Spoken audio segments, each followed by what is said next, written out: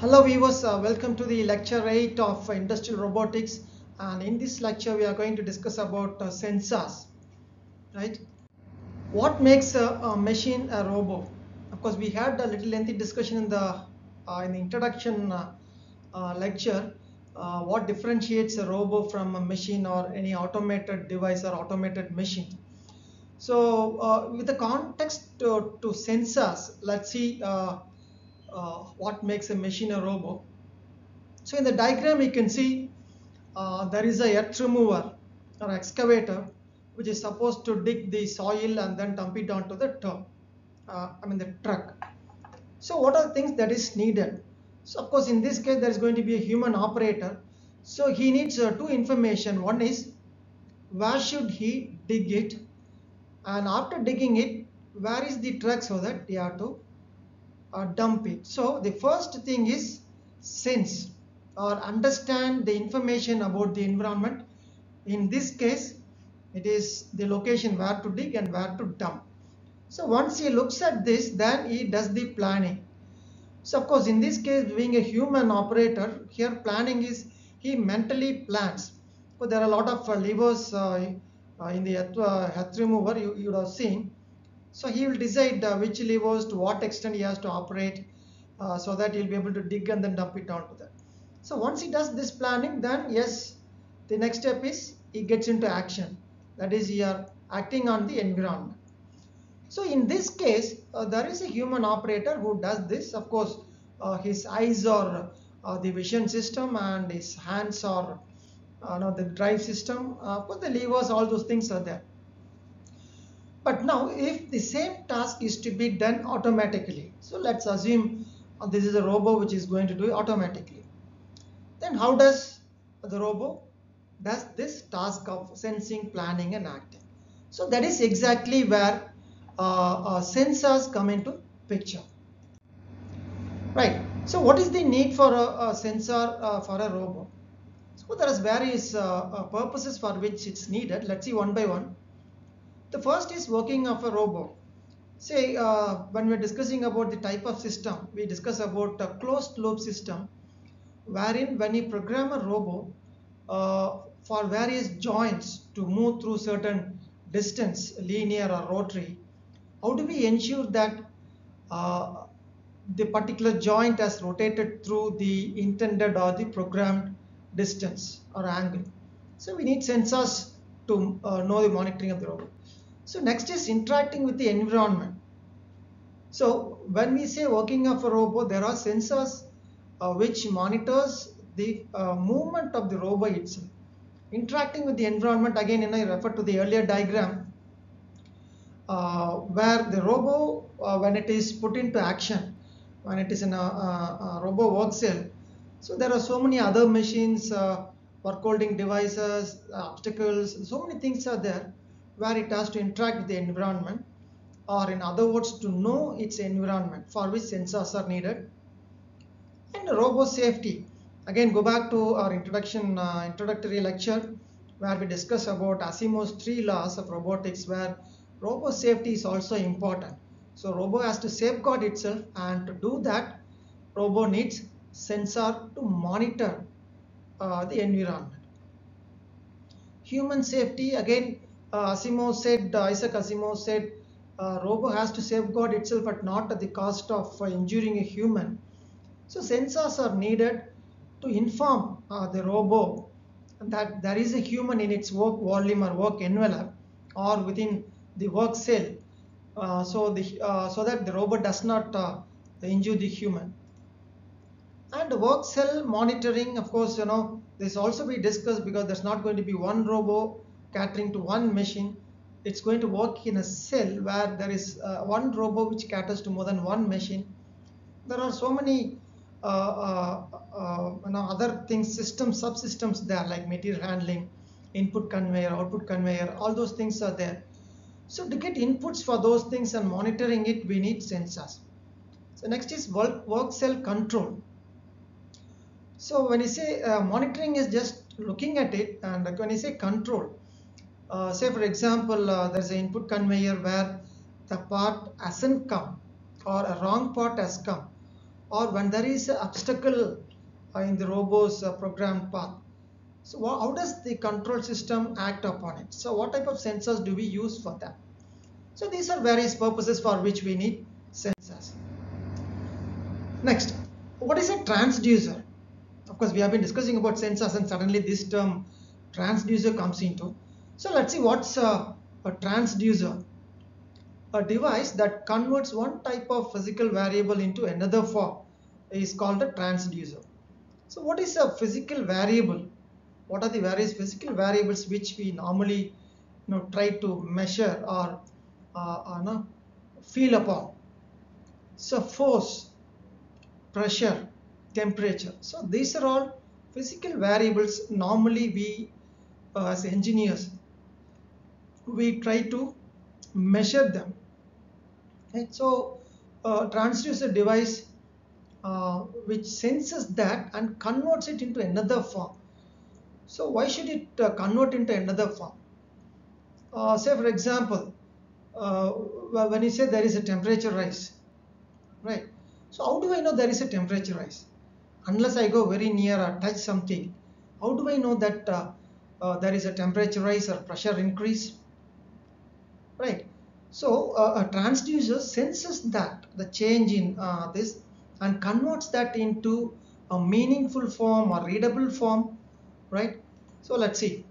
A common conversion is electrical signal, right? Say for example, we'll take the temperature, wherein let's say when the temperature is very low, there is a green light which glows. A medium or a moderate temperature, there is an amber light which glows. The temperature is high, there is a red light that glows. So that way also we can sense the physical variable of the temperature. Right? There are three stages here. But then what do I do with that? Right? Of course, manually, when there is a red light, probably it's an alert that the operator will go look into and then correct it. But then what we are talking about robotics and automation where, and also again, when you say red light, what is the temperature? It's 80 degrees, 90 degrees, 100 degrees, we don't know. Probably you set a sensor there, when it exceeds 75, it goes to red. From 75 and beyond that, it's red. We don't know what's the exact temperature. So with that, we cannot interpret and do some corrective action automatically. So that is where most of the transducers, when they sense a physical variable, it converts them into electrical signal. Once it is an electrical signal, then it is easy to manipulate that. Right? So here's a simple sketch layout of the whole process. So this is the physical process which we need to measure. So let's assume it's a temperature, and there is a transducer here which senses that and gives output signal. And then here you have something called signal conditioning. Why do you need that? So when the transducer picks up the temperature here, of course you should have heard about noise or disturbance, where there could be ambient temperature, so which also the transducer might pick up. So in signal conditioning, what we do is we remove all these noises or disturbances and give a corrected signal. So ultimately we need that signal to the computer where we can interpret and give corrective actions. So in between this in the computer and this signal device, there is an interface which connects these two systems so that we get appropriate values here. So this is a transducer. So if that is a transducer which senses a physical variable, then what is a sensor? Right? So let's see what's the difference between these two. A sensor also is a transducer which is used to make a measurement of a physical variable. So this is important. We know there is a physical variable, say temperature. Yes, we have sensed it. It increases, decreases, whatever it is. But what is the quantitative value of that? Right? It must say that 72 degrees, 82 degrees, 90 degrees. So you must make a measurement, a quantitative measurement of that. So that is where sensor comes into picture.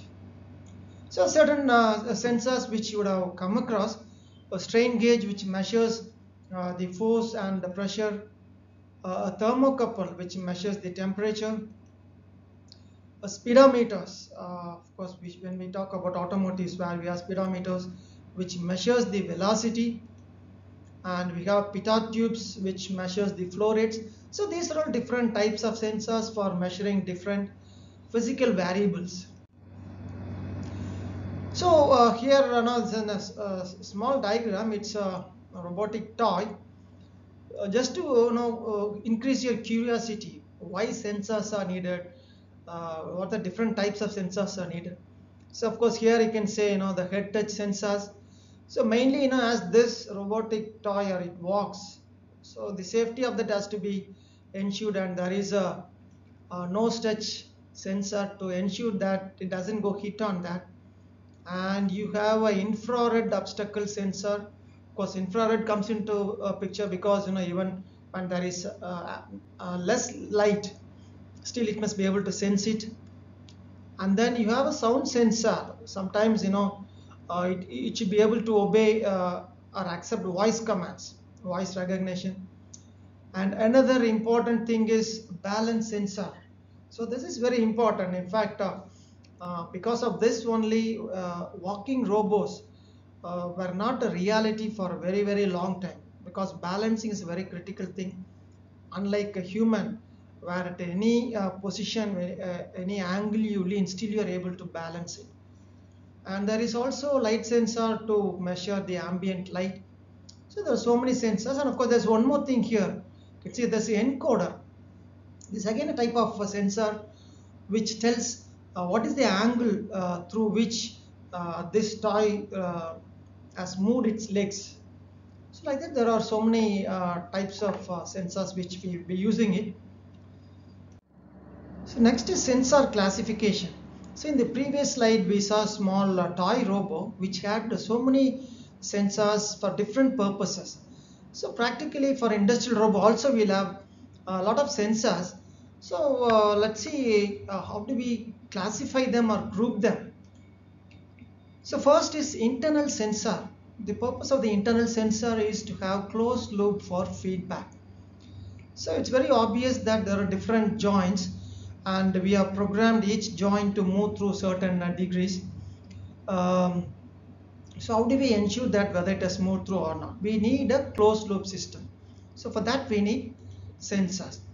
So here you can see the purpose, the position of the various joints, velocity and acceleration, because we plan the speed of the rover based on various factors like cycle time and what is the payload and all those things, and we program it accordingly. But then does the robo move at the speed, the velocity and acceleration, or are they according to the programmed one? So to find out this we need sensors, and these are all called as internal sensors. So next is external sensors, as we discussed earlier, to interact with the environment. So what are the reasons for which the external sensors are needed? So vision. So robo needs a vision system because when the material or the raw material is coming in the input conveyor. So the robo, especially when there is a mixed items, how does the robo identify and pick the correct one? So it needs a vision. And when you say force, how much force it exerts on the part, so whether it has touched the part or not, how close it is to a part or obstacle, whatever it is. So these are all certain things outside the functioning of the robo. So these are all called external sensors. So there is yet another classification of sensors. One is analog sensor or analog transducer, which gives a continuous analog signal. So I'll show an example here. So this you might have seen. This is called a multimeter. Most of you might have seen electricians carry this. Obviously, you should have seen this in your electrical laboratory. So there is a needle here. Of course, multimeter mostly it is used to measure voltage, current, and then resistance. So depending upon the value, this needle will move, and you have to look at it and then find out the value of it. So that's a continuous signal. But there are certain challenges in it. If the input signal keeps fluctuating, the needle keeps oscillating, and you'll have to wait for that to settle. That is one. And second thing is, you have to look perpendicular to the instrument. Otherwise, there will be parallax errors. That is one. And second thing is, you have to physically note down this value, and there is no way you can automate this process because it's analog signal. So to overcome these difficulties, so we have digital transducers where a digital output is given and which is easy for reading. So now here you can see, the value is given in digital, so instantly you'll be able to read it. So this is one reason. Of course, as far as this application, this multimeter is concerned, this is the difference. But typically when you say digital signal in the context of robotics, where we can directly connect it to a computer device or a control system. So based on the values, you'll be able to do corrective actions. So this is another classification. Now next, so there are a lot of sensors available, and on what basis do I select a particular sensor, or in other words, what are the desirable features that a sensor should possess so that I'll be able to use it effectively for my robot. So let's see that. So accuracy, so foremost thing, obviously the accuracy of a sensor should be as high as possible. And next is precision. Of course, when you look at the application in critical applications and critical assemblies, precision is very important. Of course, other than robotics, if we talk about robots performing surgeries, precision is really important, and it should have very high precision. Next is operating range. Say for example, we are discussing about the temperature. Let's assume there is a thermal sensor. So based on your today's requirement, you decide on a operating range and you go buy in the market. But tomorrow there is a design change and the operating range has increased. And in that situation, obviously the sensor will be of no use. So you'll have to throw that and then buy a new one. So you need to anticipate certain changes in your design or requirements, and accordingly choose a sensor which has got a higher operating range. So next is the speed of response. So this is one of the important features of a sensor. So especially when you want to avoid obstacles, right? When unexpected obstacles come in the path of the robot. So the response time of the sensor should be quick, or rather instantaneous, so that you take corrective actions to safeguard the robot or the part and other things. So calibration, it should be easy to calibrate, and it should not be like every time when you want to do a calibration, the sensor has to be sent to a far off distance, the head office or the factory, and then calibrated. It must be easily calibratable. Next is reliability. Yes, obviously reliability has to be very high. And when it comes to cost, of course, if you look at we want all the features at a high desirable level, but whereas when it comes to cost, we want it to be as low as possible, right? And next is installation operation should not require high skills. Say for example, you buy a sensor or you order it and it's being delivered to the factory, and it should not be like the system is complex where you cannot install it, or the local dealer cannot install it, and you wait for someone, the technical guy from the parent company to come and then install it. So because this involves a lot of time, waiting time. So categories of sensors. Of course, we saw classification, and again categories based on the functioning of the sensors. How do we categorize the sensors? So let's see here. So tactile sensors, as the name suggests, whether the robot has come into contact with an object or whatever it is. So that's a tactile sensor. And next is proximity and range sensors. So as I told you, there is a part coming in the input conveyor. The robot has to approach that. As it approaches, it must know how close the robo is to the part. So accordingly, the robo has to decide whether it has to open the gripper and when it should close it, all those things. Rain sensor is similar to proximity sensors. Only thing is, as the name says, the distance through which it can sense is more, mostly for obstacle detection and other things. Because miscellaneous, there could be so many other types of sensors. Say for example, we discussed earlier that there will be a vision sensor, and for the vision sensor to work effectively, there should be sufficient ambient light. And when the ambient light goes below certain value, so there should be some indication. Then you need to have a light sensor. So like that, for small requirements, we'll have various other types of sensors also. And the machine vision system. So obviously, for object recognition, to pick the right component, machine vision system is very important. A vision sensor is. So we have come to end of lecture 8. So before winding up, we will have a quick review of what we discussed in this lecture. So we discussed about why basically robo needs sensors, and what are the various classifications of sensors, and then finally different categories of sensors. So this brings us to the end of lecture 8. Thanks for watching it.